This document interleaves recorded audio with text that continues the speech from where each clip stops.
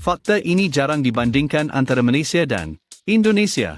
Anda mungkin pernah melihat berpuluh-puluh perbandingan antara Malaysia dan Indonesia. Penduduk, makanan, pelancongan, bahasa. Tetapi inilah bahagian yang pelik. Salah satu perbezaan yang paling berkesan antara kedua-dua gergasi jiran ini hampir tidak pernah dibincangkan, walaupun ia secara senyap-senyap membentuk pendapatan, gaya hidup, perjalanan, dan juga betapa mahalnya kopi harian anda. Kekal bersama saya kerana sebaik sahaja anda melihat perbandingan ini, anda akan mula melihat Asia Tenggara dengan sangat berbeza. Dan ya, pada akhirnya, anda akan tahu dengan tepat negara mana yang sebenarnya memberikan lebih nilai untuk wang anda. Sebelum kita menyelam, izinkan saya mengatakan sesuatu yang nyata. Jika anda menikmati perbandingan yang jujur tanpa gembar-gembor, kekal dan sokong kandungan seperti ini, ia membantu lebih ramai orang menemui fakta dan bukannya bunyi bising, terutamanya tentang rantau kita. Jika anda menonton dari Malaysia, Indonesia, atau di mana-mana sahaja, anda sudah menjadi sebahagian daripada komuniti ini. Assalamualaikum. Sekarang mari kita bongkar realiti yang jarang dibandingkan ini. Kebanyakan orang membandingkan Malaysia dan Indonesia mengikut saiz atau budaya terlebih dahulu. Indonesia mempunyai lebih 270 juta orang. Malaysia mempunyai kira-kira 33 juta. Indonesia mempunyai lebih banyak pulau daripada yang anda boleh kira secara realistik. Malaysia mempunyai pembangunan bandar yang lebih sedikit tetapi lebih tertumpu. Tetapi inilah faktor yang diabaikan yang mengubah segala-galanya, kuasa beli dan keseimbangan kos. Bukan sahaja kos sara hidup sahaja, tetapi bagaimana pendapatan sepadan dengan harga. Dan kemudian, saya akan menunjukkan kepada anda satu contoh harian yang menjadikan perbezaan ini jelas. Ia mudah. Makanan. Sesuatu yang anda alami setiap hari. Mulakan dengan pendapatan. Purata gaji bulanan Malaysia selalunya berkisar antara $1,500 hingga $2,000 bergantung kepada sektor. Purata pendapatan bulanan Indonesia cenderung menghampiri $300 hingga $600 di banyak wilayah, walaupun Jakarta lebih tinggi. Jurang itu ketara, tetapi di sinilah ia menjadi menarik. Harga di Indonesia secara amnya lebih rendah, ya. Makanan, sewa, pengangkutan. Tetapi tidak berkadar lebih rendah berbanding pendapatan. Bayangkan memperoleh pendapatan 5 kali lebih sedikit tetapi barangan runcit hanya 2 atau 3 kali lebih murah. Anda merasakan tekanan dengan serta-merta. Pernah perasan fenomena itu semasa melancong? Perkara kelihatan murah sehingga anda menukarnya kepada gaji tempatan. Detik yang boleh dikaitkan dengan cepat. Seseorang pernah membandingkan membeli nasi goreng di Kuala Lumpur berbanding Jakarta. Di Kuala Lumpur, nasi goreng yang baik mungkin berharga sekitar 8 hingga 12 ringgit. Itu kira-kira 2 hingga 3 dolar. Di Jakarta, nasi goreng boleh menelan belanja kira-kira 20,000 hingga 30,000 rupiah. Kira-kira 1.50 hingga 2 dolar. Kedengaran lebih murah, bukan? Tetapi berbanding dengan pendapatan purata, pembeli Malaysia sebenarnya membelanjakan peratusan pendapatan harian yang lebih kecil. Skim realiti yang jarang dibandingkan.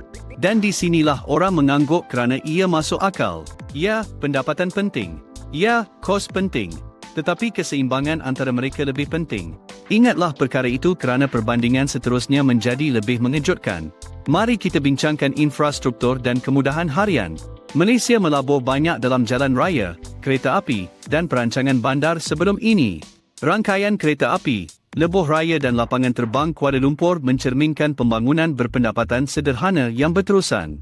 Indonesia, kerana geografi dan penyebaran penduduknya, menghadapi cabaran infrastruktur yang lebih sukar.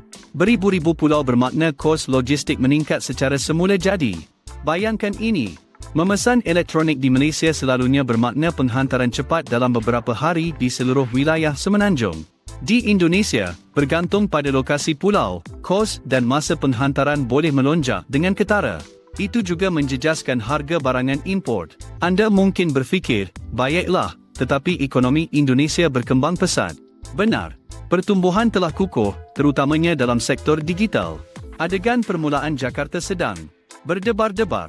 E-dagang sangat besar. APL e-hailing mengubah pengangkutan bandar. Tetapi pertumbuhan tidak serta-merta sama dengan keselesaan pembelian yang sama. Berikut ialah cerita mini yang boleh dikaitkan. Seorang pelajar yang membandingkan belajar di kedua-dua negara pernah menyedari sesuatu yang mudah. Paket data internet di Indonesia boleh menjadi murah dalam harga mentah. Tetapi jalur lebar berkelajuan tinggi yang stabil di Malaysia cenderung lebih konsisten untuk harga yang dibayar. Perbezaan itu memberi kesan kepada kerja jarak jauh, pendidikan, malah penseliman hiburan.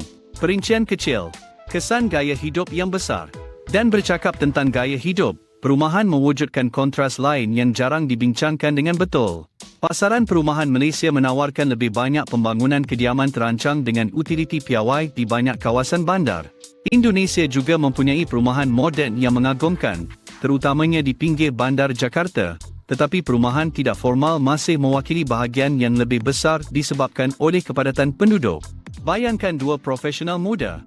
Satu di Kuala Lumpur menyewa pangsapuri studio berhampiran transit. Satu lagi di Jakarta menyewa perumahan yang sama. Sewa Malaysia mungkin kelihatan lebih tinggi dari segi angka, tetapi apabila dipadankan dengan peratusan gaji, kadang-kadang ia seimbang dengan lebih selesa. Di sinilah anda mungkin bersetuju secara semula jadi. Anda mahukan kemampuan, ya. Tetapi anda juga mahukan keboleh-ramalan, utiliti yang stabil, pengangkutan yang boleh dipercayai, masa perjalanan yang munasabah. Perkara-perkara itu secara tidak langsung diterjemahkan kepada nilai ekonomi. Sekarang mari kita zoom keluar sedikit. Pelancongan memberikan satu lagi sudut yang menarik. Indonesia menang dalam kepelbagaian semula jadi semata-mata. Bali sahaja menarik berjuta-juta orang setiap tahun. Komodo, Raja Ampat, Lombok. Tempat yang luar biasa. Kaunter Malaysia dengan infrastruktur pelancongan bersepadu. Langkawi, Pulau Pinang, Sabah. Selalunya logistik yang lebih mudah.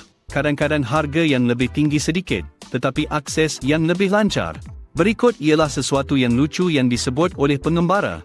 Pengembara bajet kadang-kadang merasakan Indonesia lebih murah secara keseluruhan sehingga kos pengangkutan yang tidak dijangka meningkat. Pemindahan bot, penerbangan domestik, logistik tambahan. Tiba-tiba jurang harga mengecut. Dan ingat contoh makanan yang saya janjikan sebelum ini. Mari kita perdalamkan. Makanan jalanan di Indonesia boleh menjadi sangat berpatutan. Tetapi makan restoran kelas pertengahan kadang-kadang berkumpul dengan harga Malaysia lebih cepat daripada yang dijangkakan.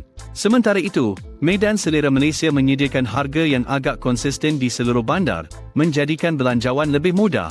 Satu lagi contoh harian, budaya kopi. Latte di Kuala Lumpur mungkin berharga sekitar 10 RM hingga 15 di banyak kafe. Di Jakarta, kafe setanding mungkin mengenakan bayaran RM35,000 hingga RM50,000. Ditukarkan, Indonesia masih kelihatan lebih murah. Tetapi sekali lagi, berbanding dengan pendapatan, rakyat Malaysia sering berasa kurang cubitan setiap pembelian. Pernah mengalami keselesaan psikologi halus di mana perbelanjaan tidak memerlukan pengiraan mental yang berterusan. Skim kuasa beli berfungsi secara senyap-senyap. Sekarang inilah pandangan yang lebih mendalam, yang jarang mendapat masa siaran. Kestabilan mata wang dan persepsi inflasi. Ringgit Malaysia telah menghadapi turun naik, ya, tetapi pengurusan inflasi secara amnya telah memastikan ruji pengguna boleh diramalkan. Indonesia juga telah menstabilkan inflasi dengan mengagumkan berbanding dekat yang lalu, tetapi variasi harga serantau kekal lebih luas. Ini bermakna dua orang di Indonesia boleh mengalami kos sara hidup yang sangat berbeza bergantung pada peringkat pulau dan urbanisasi. Penyebaran geografi Malaysia yang lebih kecil menjadikan corak kos lebih seragam. Dan inilah senario pantas yang boleh dikaitkan. Membeli belah runcit, minyak masak, nasi, telur. Penting. Rakyat Malaysia sering melihat rantaian bekalan yang stabil di seluruh bandar-bandar utama. Rakyat Indonesia kadang-kadang mengalami perubahan harga serantau yang lebih mendadak, terutamanya di luar Jawa. Itu secara langsung memberi kesan kepada belanjawan isi rumah. Kami kini telah merangkumi baki pendapatan, infrastruktur, perumahan, logistik pelancongan, harga makanan dan kestabilan mata wang. Semua kepingan teka-teki. Tetapi apa yang mengikat segala-galanya bersama-sama ialah keselesaan ekonomi yang dirasakan. Bukan kekayaan mutlak. Bukan murah mutlak. Keselesaan berbanding kehidupan seharian. Jadi negara mana yang lebih baik? Itu bukan maksudnya. Pandangan sebenar ialah, Malaysia sering memberikan konsistensi kuasa beli yang lebih kukuh, manakala Indonesia menawarkan kepelbagaian ekonomi yang lebih luas dan tenaga pertumbuhan mentah. Dua kekuatan berbeza. Dua pengalaman berbeza. Jika anda mempertimbangkan perjalanan, perniagaan, pengajian atau penempatan semula, faktor yang jarang dibandingkan ini membantu anda merancang dengan lebih bijak. Lihat di luar tanda harga. Lihat nisbah pendapatan, kebolehpercayaan infrastruktur dan kos logistik tersembunyi. Mari kita bungkus ini dengan jelas.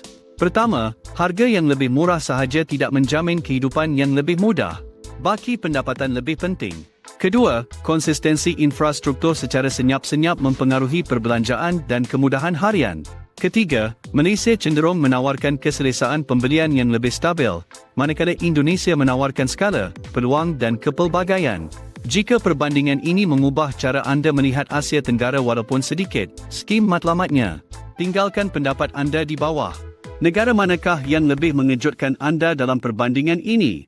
Suka video jika anda menikmati pecahan berdasarkan fakta seperti ini. Langgan jika anda mahukan pandangan serantau yang lebih jujur, dan kongsikan ini dengan seseorang yang sentiasa membahaskan Malaysia berbanding Indonesia. Kerana kadang-kadang, perbandingan yang paling penting bukanlah yang jelas. Ia adalah yang tiada siapa yang terfikir untuk membuat.